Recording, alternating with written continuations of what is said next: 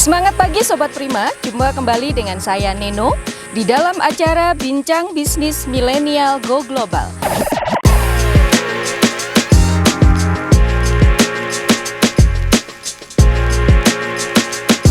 Hari ini saya berada di Java Frinsa Estate, adalah sebuah perusahaan perkebunan yang bergerak di bidang kopi dari mulai budidaya sampai dengan pengolahan dan saat ini sudah go global atau ekspor ke beberapa negara di luar negeri.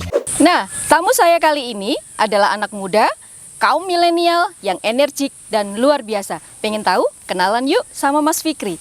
Apa kabar Mas Fikri? Baik Bu, alhamdulillah luar biasa. Luar biasa Mas Fikri ya.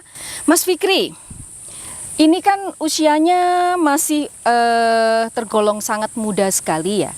Jarang loh anak muda itu yang tertarik masuk ke dunia pertanian. Tapi Mas Fikri malah mencemplungkan diri. Bahkan kalau saya dengar menyengaja ya kuliah di sebuah perguruan tinggi tertentu. Ya. Mungkin nanti bisa disebutkan ya. Karena ingin menjadi petani. Boleh diceritakan Mas Fikri? Boleh. Jadi sebenarnya saya cita-cita dari kecil itu ingin menjadi insinyur pertanian.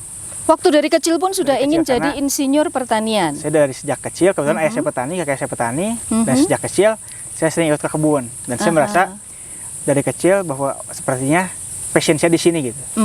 Jadi saya bisa menikmati pagi-pagi berangkat ke kebun, mengurus kebun, kemudian mengatur segala sesuatu yang berhubungan dengan produksi di kebun. Seperti itu. Padahal waktu itu barangkali belum tahu menau ya tentang tanaman ini. Belum. Hanya karena melihat, sering gitu. Melihat orang lain. Kalau melihat ayah saya dulu kan masih polos waktu kecil. Kalau orang lihat kerja, kok lihat orang lain kerja, ayahnya itu pagi berangkat naik mobil ke kantor, pakai baju rapi gitu, pergi kantor, kemudian pulang sore gitu. Kalau saya lihat bisa ayah saya kerjanya itu kayak santai gitu Bu, pagi-pagi berangkat naik mobil, anak-anaknya ikut, kemudian di kebun cuman bicara gitu kan, ini seperti ini gitu. Itu atau mengatur irigasi segala macam, sepertinya apa ya? Jadi menyenangkan gitu. Menyenangkan. Jadi tidak capek gitu. Nah, terus kemudian jadi ketertarikan itu kan dari kecil. Kemudian saya dengar Mas Fikri kan kemudian melanjutkan kuliah ya? Di mana Mas Fikri kuliahnya? Saya masuk ke S1 saya di IPB. Di IPB? Di Institut Pertanian Bogor. Saya masuk ke sana karena saya ingin menjadi petani. Jadi memang menyengaja masuk ke Institut Pertanian Bogor, ingin menimba ilmu karena pengen jadi petani. Gitu. Nah, itu kan sesuatu yang tidak biasa gitu. Kenapa? Kenapa bisa begitu? Karena begini, kalau kakek saya dulu bicara gini, kita tidak bisa melakukan suatu hal yang sama dengan cara yang sama, dengan teknik yang sama untuk menghasilkan hasil sesuatu yang berbeda. Gitu. Sehingga saya ingin melakukan sama sebenarnya kan bertani, bertani tapi dengan sesuatu yang berbeda. Saya mungkin di IPB bisa mendapatkan ilmu mengenai pertanian, kemudian jaringan, karena pertanian tidak hanya sesuatu yang dicangkul terus ditanam, tapi ada riset ke belakangnya. Nah, di sana saya bisa bertemu dengan para dosen, profesor, mulai dari agronomi atau dari jurusan saya sendiri, mekanisasi pertanian, HPT segala macam. Jadi saya bisa melihat bahwa pertanian itu lebih luas dibanding yang saya bayangkan, dan saya bisa mengembangkan itu semua dan bisa ikut berkembang bersama-sama. Jadi Mas Fikri termasuk orang yang melihat bahwa pendidikan itu sebagai basic itu sangat penting untuk mendukung karir sebagai seorang petani, gitu kan? Karena ada banyak support yang dibutuhkan, tidak hanya kita nyangkul nanam selesai, gitu kan? Jadi saya melihat di situ bahwa pendidikan itu penting. Kenapa? Karena mungkin dulu sama orang tanam kopi itu gali tanam, cuman yang beda sebelum ditanamnya pakai perlakuannya apa, pada saat ditanam seperti apa, pada saat setelah ditanam perawatannya seperti apa gitu. Itu yang membedakan. Bahasanya mungkin teknik budidayanya seperti apa gitu. Dan itu akan menghasilkan tetap kopi, tapi apakah ada sesuatu yang akan berbeda di situ, apakah dari segi, kalau untuk kopi apakah dari segi rasanya atau dari produktivitasnya atau dari apanya gitu. Sehingga saya tertarik di situ, kayaknya banyak yang bisa saya kembangkan dan dan diri saya sendiri bisa berkembang di situ. Sehingga saya memilih untuk terjun di bidang pertanian. Karena kembali lagi prinsip yang disampaikan oleh kakek Mas Fikri gitu ya, bahwa lakukan sesuatu untuk mendapatkan hasil yang berbeda, maka kita harus melakukan sesuatu yang berbeda. Jangan pernah berharap kita melakukan hal yang sama untuk mendapatkan hasil yang berbeda. Gitu ya. Itu yang mendasari Mas Fikri meskipun terjun menjadi petani, pendidikan itu pun harus tetap sebagai dasar yang penting utama.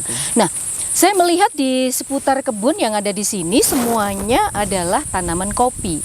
Memang dari awal Mas Fikri tertarik untuk menanam kopi atau karena setelah ada riset atau pengamatan tertentu sehingga jatuh cintanya kepada kopi? Jadi awal mulanya sebenarnya kakek dan ayah saya itu petani horti, khususnya di kentang, di pembibitan kentang. Kentang pada saat itu. Cuman pada mulai 2010 kita melihat di situ bisnis sudah mulai jenuh. Tapi bukan berarti yang jenuh kita tinggalkan, tapi kita melakukan inovasi lain. Salah satunya setelah kita melakukan analisa kecil. Waktu itu kita terjun dari horti yang tanaman musiman ke tanaman tahunan. Waktu itu kita analisanya ada 4 komoditas. Pertama kopi, teh, karet dan kakao. Jadi waktu itu pengamatannya ke kopi, teh, karet dan kakao. Nah, setelah kita lihat 4 komoditi ini, kita melihat proyeksi ke depannya, potensinya seperti apa. Kita lihat di harga komoditi internasional kan ada di situ, di tren harganya seperti apa, kemudian titik geografis kita ada di mana. Kita berada di Pangalengan, dataran tinggi 1400 mdpl. Nah, teh oke, masih bisa, kopi masih bisa, karet agak berat, dan harganya juga kita lihat proyeksi secara bisnisnya kurang menarik. Kemudian dan kakao, fluktuatif. Kemudian kakao sebenarnya cukup bagus dari segi bisnis, cuman kita harus mencari tempat baru.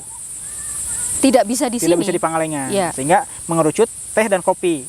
Dan pada saat itu tren harganya yang sedang bagus secara bisnis dan secara iklim di kita itu adalah kopi. Sehingga kita memutuskan untuk tanam kopi pada tahun 2011. 2011 mulai tanam kopi yang pertama.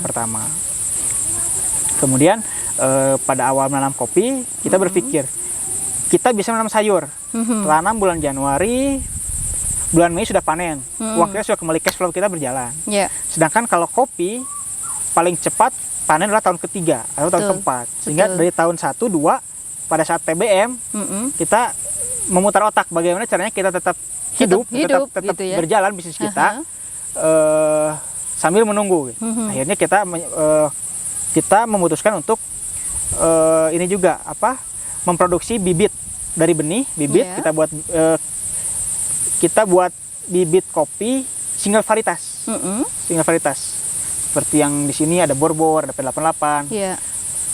Sehingga kita bisa membina petani-petani mitra dengan yang asal usul benihnya jelas, karena kita yang mengeluarkan.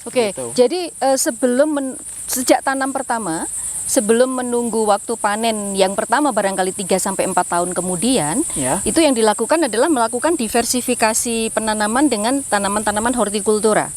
Ibaratnya untuk menyambung hidup gitu ya. Kita tumpang sari gitu ya. Nah, kemudian pada saat Mas Fikri itu mulai menanam kopi, apakah itu sudah langsung diikuti oleh masyarakat sekitar? Mereka juga ikut menanam kopi. Jadi sebenarnya kita bukan yang pertama tanam kopi di sini, tapi begitu kita mulai menanam, kita mulai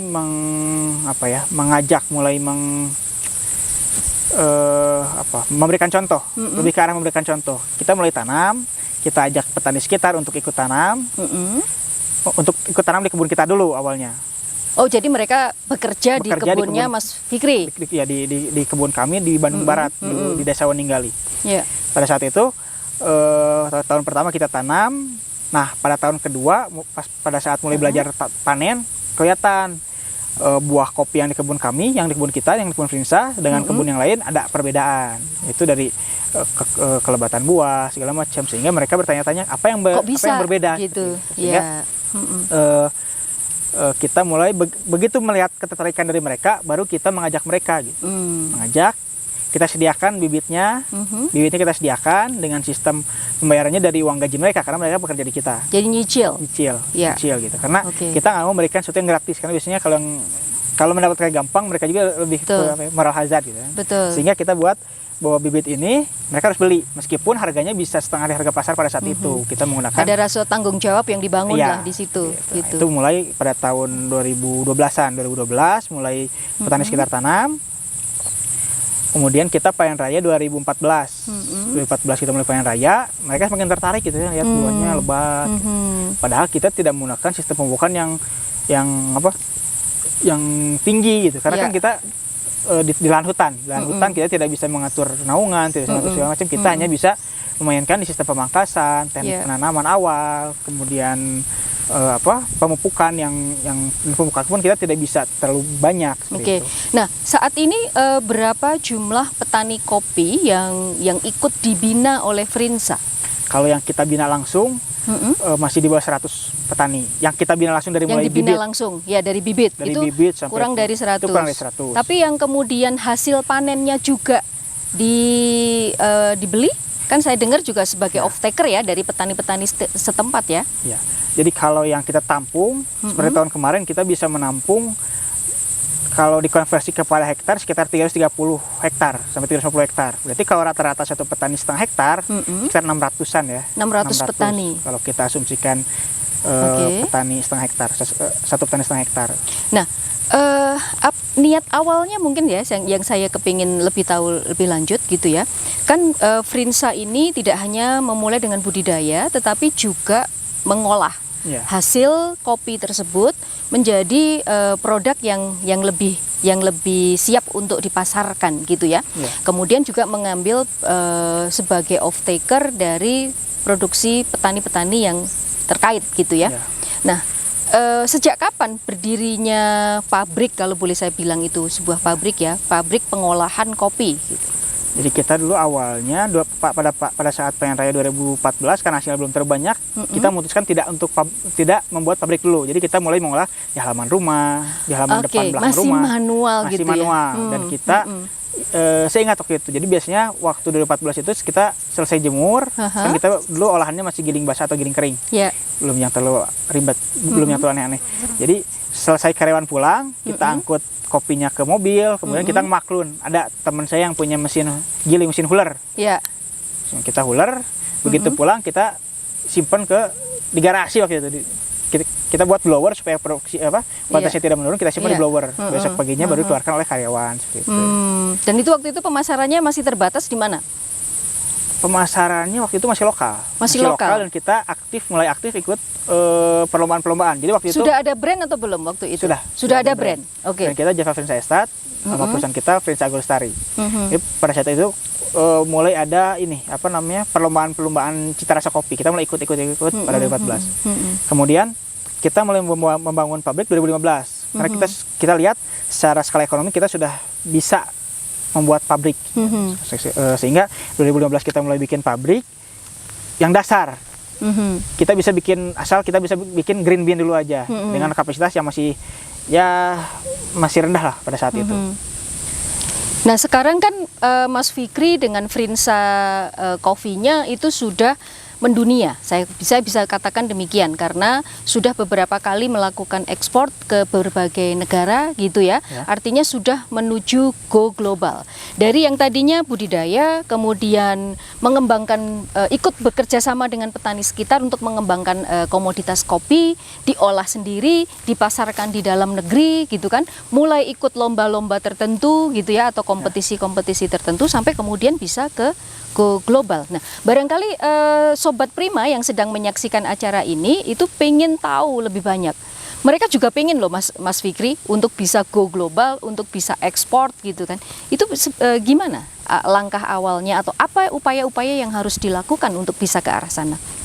Jadi asal mulanya kita mulai ekspor itu pertama kita berangkat dari kita membuat kopi yang bisa diterima oleh pasar dunia. Pasar dunia. Pada saat itu kita mulai ngirim-ngirim sampel ada istilahnya kalau kopi itu untuk uji organoleptiknya istilahnya Q grader. Kita kirim ke beberapa Q grader. Jadi sebelum kita mengirim kopi ke luar negeri, karena kan ke luar negeri itu cukup mahal di biaya kos kirim.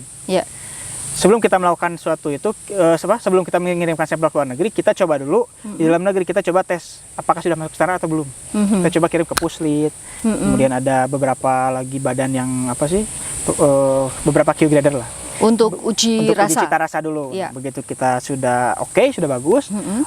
Awal mulanya kita ikutan pameran.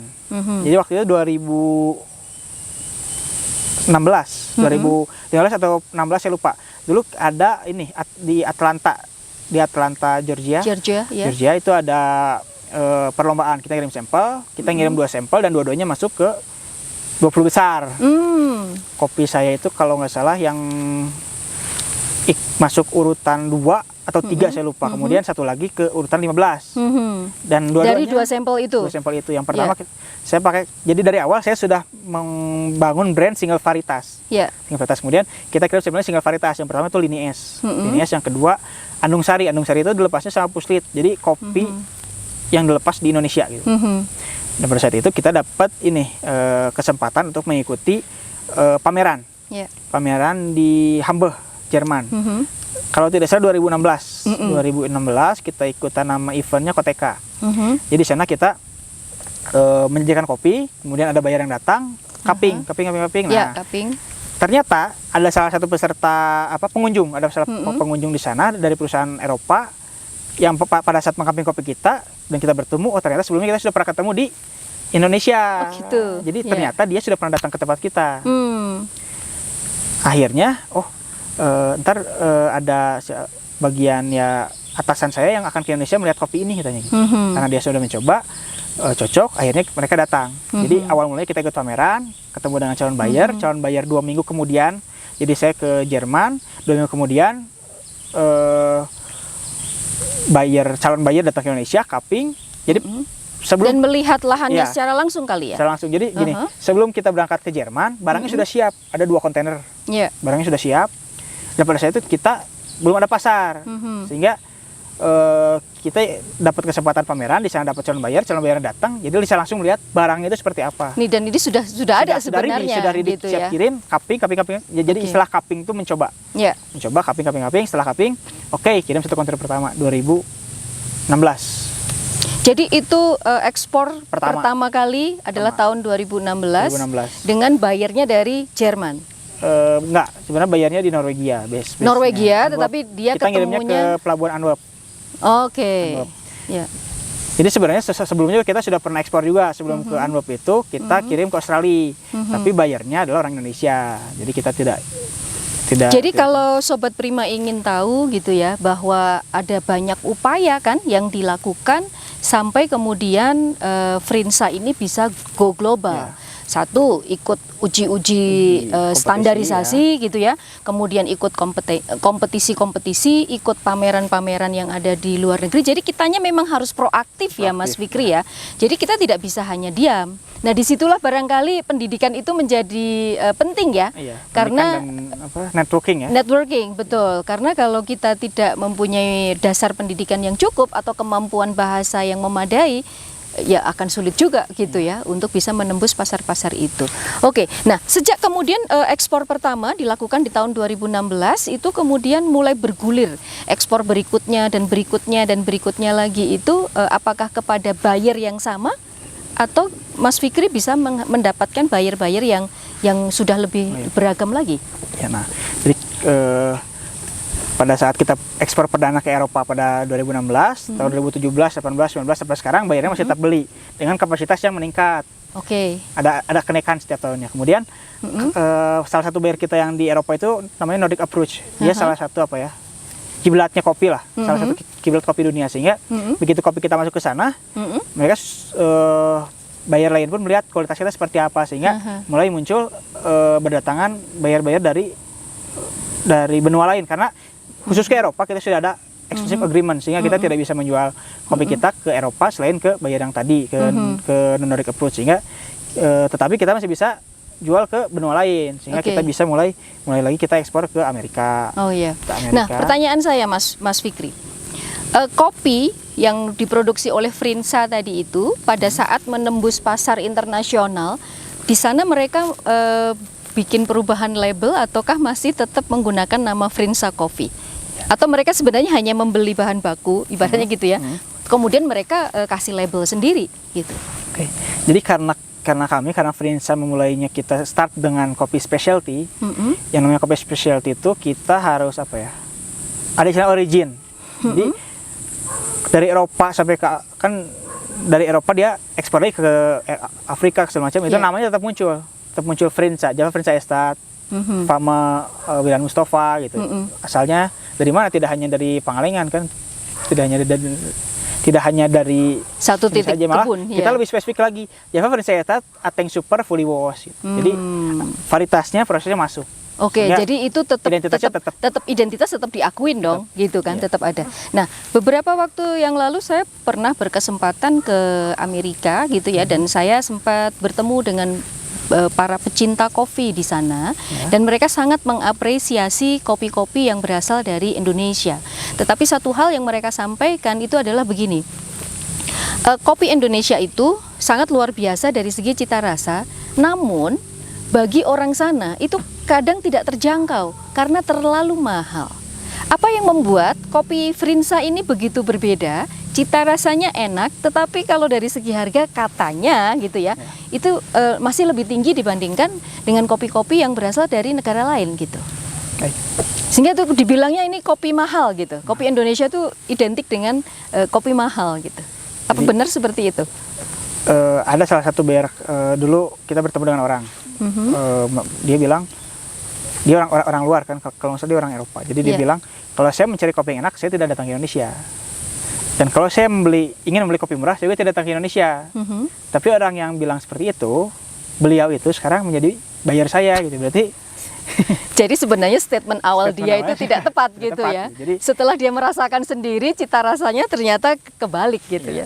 Dan kita tidak hanya ikut kompetisi di dalam negeri, kita beberapa kali di Australia kita tiap tahun di MICE.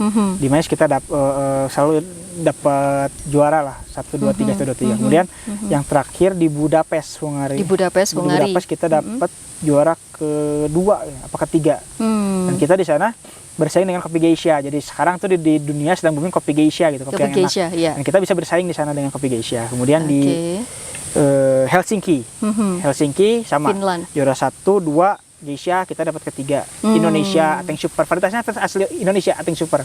Ya. Gitu. Jadi apa ya? Dalam bisnis itu kita penting komunikasi, kita penting membranding, kita penting promosi. Tapi yang tidak kalah penting juga adalah kita membuktikan kualitas kita sampai mana gitu. Ya. Sehingga kita tidak perlu capek-capek apa ya.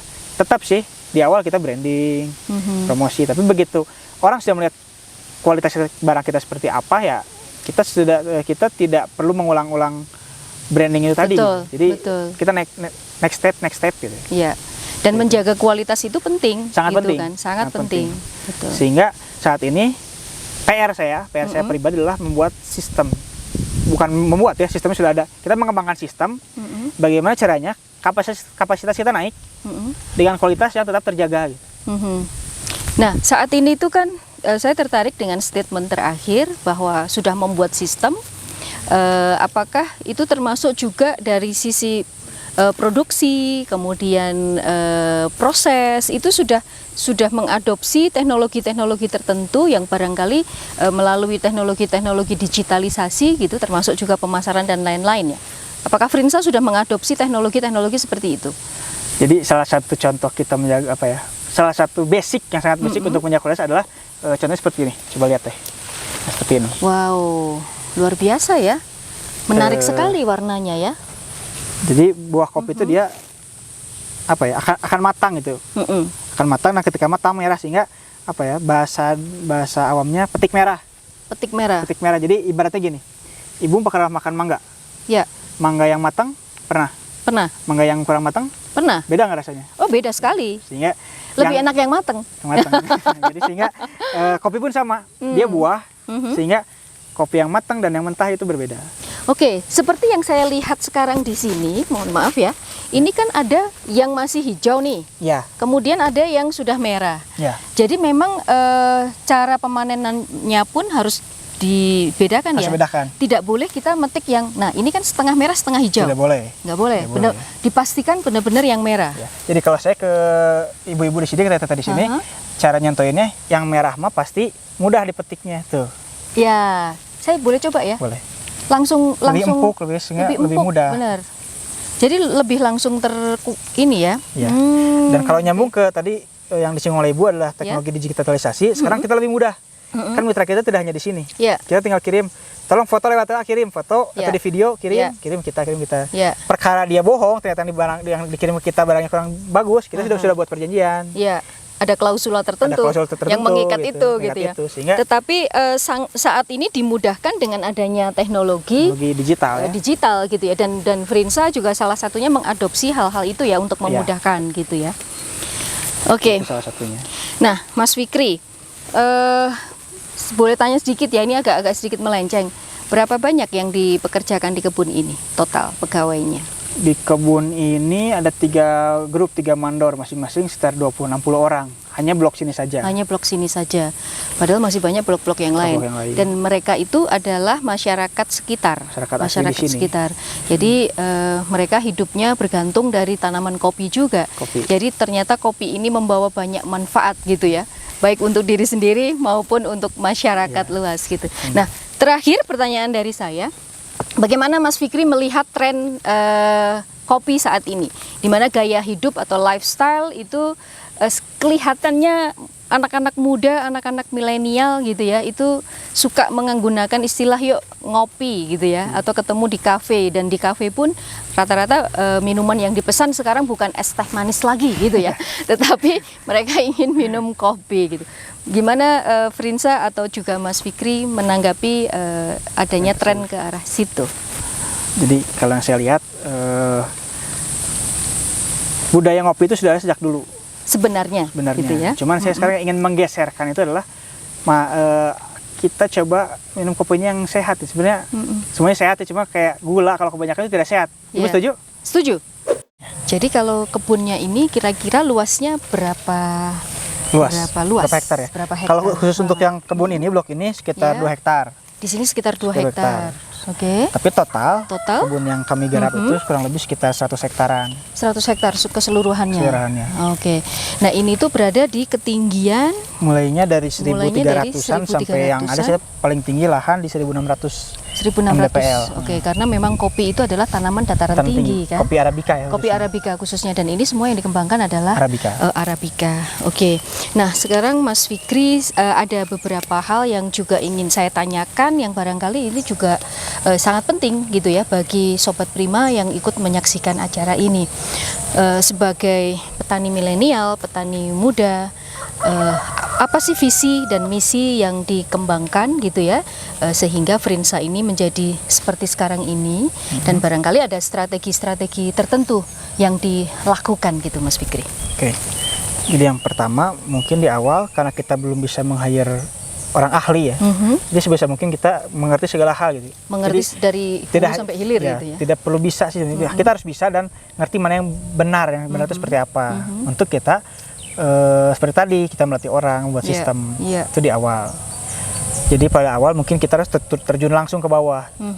Itu yang pertama. Kemudian yang kedua, pada saat merintis akan lebih mudah apabila kita seperti saya ingin memulai bisnis di kopi specialty. Pada awal saya sudah bergaul dengan orang-orang yang terjun di bisnis di kopi specialty, tidak hanya bisnis saja tapi di kalangan kafe, kalangan roastery atau kalangan eksportir untuk dari segi bisnis. Itu yang kedua. Kemudian jadi bergaul pun juga harus dengan orang-orang yang tepat karena kita bisa saling menimba ilmu di situ gitu kan. Tidak hanya dengan itu, tapi salah satunya kita bergaul salah satunya dengan komunitas yang pecinta kopi juga gitu atau yang nyambung dengan keinginan kita seperti apa. Kemudian yang ketiga, jadi kalau saya diajarkan oleh ayah saya, kalau kita melalui satu jalan, orang lain sudah mencoba jalan. Jadi dulu ayah saya juga sudah pernah mencoba bisnis, dan hal-hal kegagalan yang sudah pernah ayah saya lakukan tidak perlu saya coba kegagalannya gitu. Jadi kalau cara itu jelas-jelas salah ya udah tidak perlu. Jangan ke situ lagi gitu. Jadi mencoba mencari cara lain. Iya, jadi intinya belajar dari kesalahan orang lain gitu, dan belajar dari keberhasilan orang lain gitu. Menjadi seorang petani adalah sebuah profesi yang menjanjikan di masa depan karena untuk kedepannya kita membutuhkan banyak sekali anak-anak muda yang mampu untuk melakukan modernisasi pertanian di Indonesia.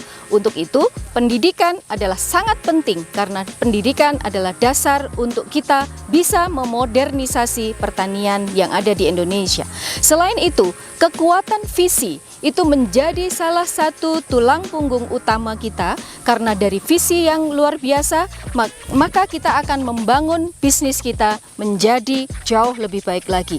Fikri adalah contoh petani muda milenial yang sudah mampu go global, melakukan ekspor produknya ke berbagai negara di belahan dunia. Semangat pagi, salam sukses untuk seluruh petani milenial Indonesia.